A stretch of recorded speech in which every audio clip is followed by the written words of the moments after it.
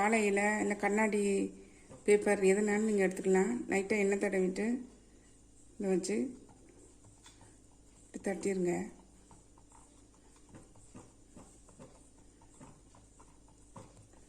அதை விட கொஞ்சம் குண்டாக இருக்கணும், அதாவது திக்னஸ் அது கொஞ்சம் அதிகமாக இருக்கணும்.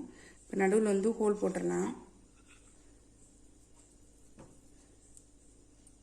நம்ம இப்போ இதை எடுத்து அப்படியே எண்ணெய்க்குள்ளே போட்டுடலாம்.